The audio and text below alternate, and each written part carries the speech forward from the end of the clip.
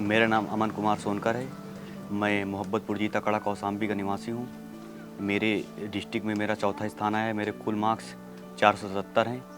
मैंने विद्याकुल से पढ़ के बहुत बढ़िया एजुकेशन पाई है, जिससे आज मेरा डिस्ट्रिक्ट में चौथा स्थान मिल पाया है। और मैं इसके लिए विद्याकुल के सभी अध्यापकों को बहुत बहुत धन्यवाद करना चाहूँगा।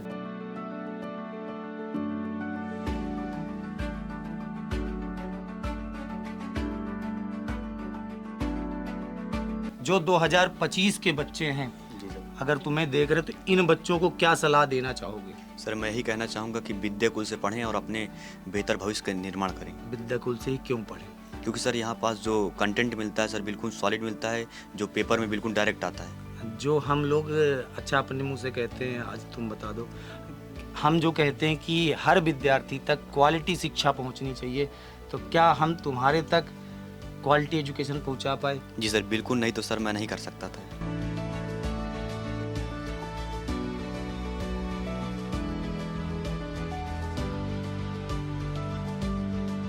प्यारे साथियों, आप सभी को नमस्कार। मैं आपका बड़ा भाई, आपका शिक्षक मुकेश सर स्वागत करता हूं अपनी विजय यात्रा के एक और इंटरव्यू में। आज हम हैं प्रयागराज मंडल के कौसाम्बी जिले के दरियापुर जीता गांव में, जहां पर एक ऐसा परिवार जो कि संघर्षों के साथ अपने बच्चों को पढ़ा रहा था, और ये है इस घर का सबसे बड़ा लड़का, जिसने अपनी मेहनत के दम पर, अपनी पढ़ाई के दम पर पूरे कौसाम्बी जिले में चौथा स्थान प्राप्त किया है। प्यारे बच्चों, इस बच्चे से मिलने के बाद दिल खुश हो गया। ये बच्चा हमसे मई जून से पढ़ाई कर रहा था, और इस बच्चे का सपना है कि मैं अपने घर के हालातों को, अपने पिताजी की मेहनत को, अपने माता पिता के रात दिन की मेहनत को साकार करूंगा, इस घर के हालातों को बदलूंगा। तो प्यारे बच्चों, मिलाते हैं आज इस बच्चे से और इस पूरे परिवार से। आप मेरे पीछे देख पा रहे हो, एक बच्चा ये भी आ गया, अभी अभी स्कूल से आ रहा है, जो कि ड्रेस में ही मिल गया। पीछे खड़े एक बच्चे को आप देख सकते हैं, जो कि इस वर्ष 12th में था, इसने भी पेपर दिया है, छोटी बहन है। इस पूरे परिवार से मिलाते हैं। तो बेटा, सबसे पहले अपना नाम बता दो, क्या नाम है तुम्हारा? मेरा नाम अमन कुमार है। अमन कुमार, कितने नंबर आए तुम्हारे टोटल? Sir 477 number. 477। कौन सी रैंक है तुम्हारी? सर जिले में चौथा स्थान है। जिले में चौथा स्थान है। तो पहले तो तुम्हें बहुत बहुत बधाई हो। कैसा लग रहा है तुम्हें ये इतने नंबर पाके? सर खुशी हो रही है कि सर मैं जो करना चाहता था सर वो कर लिया मैंने। अच्छा, चलो ठीक है। तुम्हें उम्मीद थी कि तुम्हारे इतने अच्छे नंबर आ जाएंगे? सर उम्मीद थी क्योंकि सर आप लोगों से पढ़ रहा था सर, तो मुझे लग रहा था कि मेरी आ जाएगी रैंक। भैया, कब से पढ़ रहे थे हम लोग से? मैं सर वही मई या जून से सर पढ़ रहा था। मई जून से पढ़ रहे थे? अच्छा, चलो ठीक है। और टीचर कौन से थे तुम्हारे? सर आप ही थे। अरे यार, ये तो यार मैं सामने बैठा, और किसी को बता दो मेरे अलावा। सर आपके सर अंकित सर थे। अच्छा, अंकित केमिस्ट्री सर बढ़िया पढ़ाते थे सर। अच्छा, केमिस्ट्री में कितने नंबर आए टोटल? 97। 97 नंबर। वाह, केमिस्ट्री में इस वर्ष 97 और बायो में 97, ये नंबर फिक्स हो गए हैं कि हर वो बच्चे के 97 नंबर है। और उसके अलावा कौन दूसरे नंबर पे कौन फेवरेट टीचर थे मेरे अलावा, बताना। सर अंकित सर थे। हाँ, और फिर सर उसके बाद सर साहिर सर थे। साहिर सर। साहिर बाबा का क्या अच्छा लगता था? सर वो सर इतना कमाल का पढ़ाते थे सर कि मैं क्या बताऊं। मुझको सर इंग्लिश का ग्रामर नहीं आती थी। हाँ, लेकिन उन्होंने पढ़ाया सर मुझको, जिससे इंग्लिश ग्रामर में मैं पूरा करके आया। तो मतलब साहिर कमाल का कमाल दिख गया तुम्हें। जी सर। तो बेटा, कब से पढ़ रहे थे? अभी तुमने बताया सर मई से। मई से पढ़ रहे थे।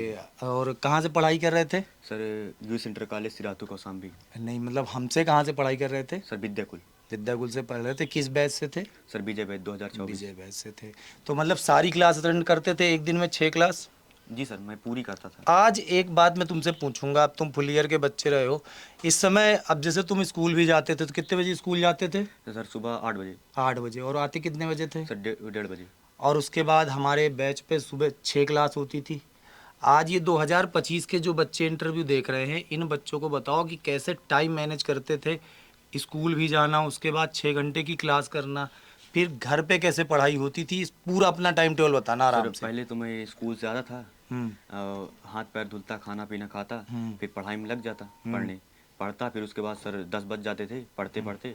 उसके बाद सर सो जाता था। फिर सुबह 3 बजे उठता था पढ़ने के लिए। फिर तब मैनेज करता था सर, 6 बजे तक पढ़ता था। तो बेटा, सबसे बड़ी बात बच्चे ने बताई कि इन्हें सूर्य उदय के पहले उठता था 3 बजे रात के, उठ करके और पढ़ाई करना।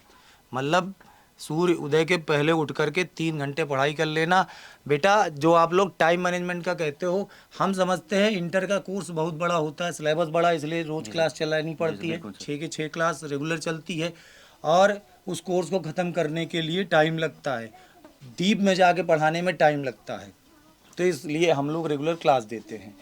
तो बेटा सबसे बड़ी बात है, तुम्हारा एक साथी पीछे खड़ा है, जी सर। ये साथी ने तुम्हारी शिकायत की।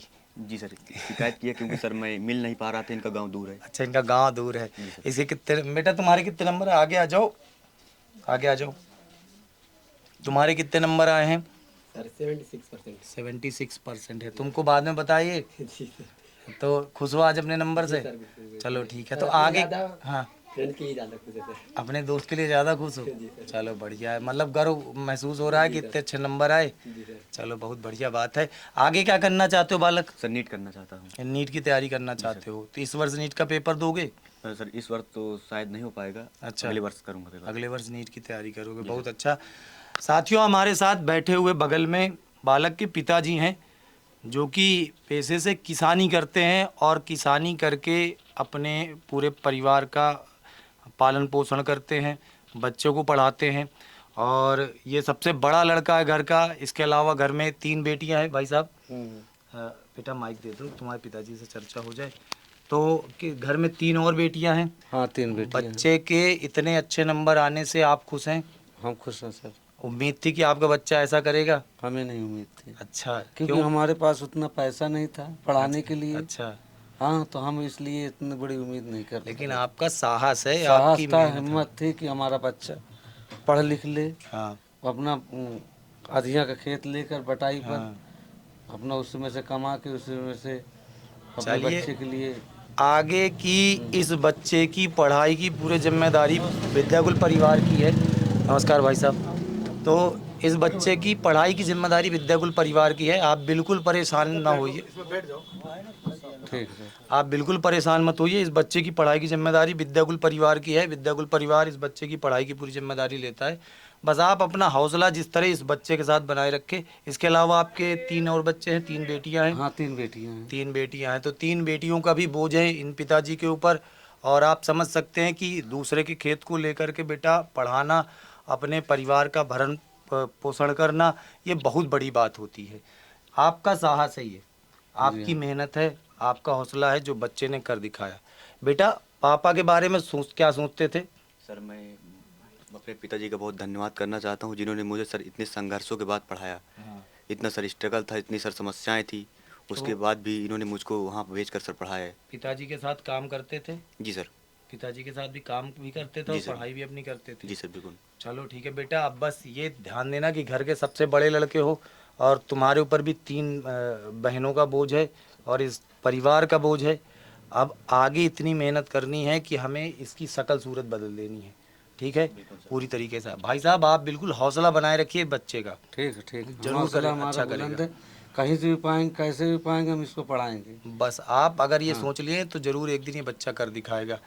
साथियों, इसके अलावा हम बात करेंगे, इनकी एक छोटी बहन है जो 10वीं में पढ़ रही है इस वर्ष।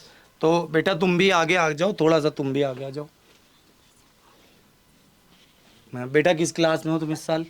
आपकी दार 9th था मेरा। 9th में हो? यस तो भाई के इतने नंबर आए, खुश हो? Yes sir. मुस्कुरा दो फिर, खुश हो तो फिर। तो बेटा, अब भैया के इतने अच्छे नंबर आ गए, तुम्हारी 10वीं में कितने अच्छे नंबर आएंगे? 10वीं में नंबर आएंगे अच्छे? Yes sir. चलो भैया से अच्छे नंबर लाओगी? Yes sir. बेटा मेहनत करो, अब अगर भाई ने कर दिखाया है तो इस घर की बेटियां भी कर दिखाएंगी एक दिन, ठीक है? और मेहनत करना है तीनों बहनों को आगे, ठीक है? चलो, तुम बेटा मुस्कुरा रहे हो ज़्यादा। किस क्लास में हो तुम? बता दो। हाँ, माइक लेके बता दो, किस क्लास में हो? 1 1 में हो? तो भैया ने लड्डू खिलाया? नहीं नहीं खिलाया। भैया लड्डू नहीं खिलाया? पापा खिलाए? नहीं काहे नहीं खिलाए? भैया के इतने अच्छे नंबर आए, लड्डू नहीं मिला तुम्हें? नहीं चलो आज भैया की तरफ से लड्डू हम खिलाएंगे तुमको, ठीक है? और भैया ने तुम्हारे बहुत अच्छे नंबर लाए। बेटा खूब मन लगा के पढ़ना सब बहनों अच्छे से, ठीक है? तो प्यारे साथियों, ये था हमारा उत्तर प्रदेश का परिवार, और इसी तरह की संघर्ष की ढेरों कहानियां हैं हमारे यूपी के अंदर। इस वर्ष हजारों बच्चे ऐसे हैं विद्याकुल परिवार से पढ़ने वाले, जिन्होंने संघर्षों के साए में पढ़ कर के अपने परिवार का नाम, अपने माता पिता का नाम रोशन किया है। और इसी तरह की वो बच्चे हैं जो हमें असली विजय दिलाते हैं। हमने जो प्रण लिया था, हमारा वो प्रण आज परिणाम में बदलता हुआ दिख रहा है। और प्यारे बच्चों, इसी तरीके से और भी परिवारों से हम आपको लगातार मिलाते रहेंगे और विजय यात्रा के क्रम में अगले 10 दिन तक आप पूरे उत्तर प्रदेश के हर गांव में, हर जिले में जाएंगे, हर बच्चे से मिलाएंगे। बेटा, आपसे अंतिम क्वेश्चन करूंगा, जो 2025 के बच्चे हैं, जी सर। अगर तुम्हें देख रहे तो इन बच्चों को क्या सलाह देना चाहोगे? सर मैं यही कहना चाहूँगा कि विद्याकुल से पढ़ें और अपने बेहतर भविष्य का निर्माण करें। विद्याकुल से ही क्यों पढ़ें? क्योंकि सर यहाँ पास जो कंटेंट मिलता है सर बिल्कुल सॉलिड मिलता है, जो पेपर में बिल्कुल डायरेक्ट आता है।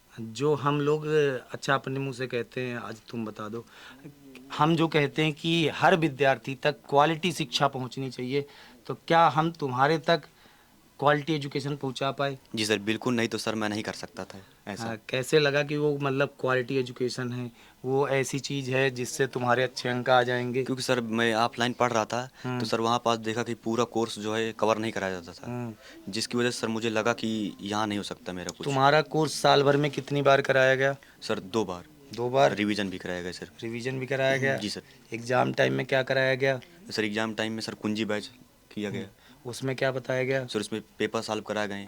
चलो, सबसे हेल्प मिली? जी सर बिल्कुल सर। सबसे ज़्यादा हेल्प कहाँ से मिली? सर मुझे सबसे ज़्यादा हेल्प कुंजी बैच से मिली। कुंजी बैच? कुंजी बैच में क्या ऐसा खास रहा? सर कुंजी बैच में सर ऐसा था कि वहाँ पास हमको कि ऐसे क्वेश्चन आते हैं पेपर में, वो उन सारे पेपर को सॉल्व किए थे? जी सर मैं सब पेपर को। हेल्प मिली थी अच्छी खासी? जी सर बिल्कुल। चलो बढ़िया है।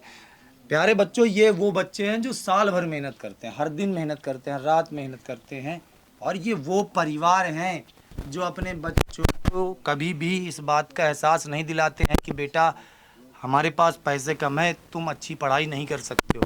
प्यारे बच्चों, ऐसे ही बहुत सारे बालक हैं जिनसे हम लगातार आपको मिलाते रहेंगे।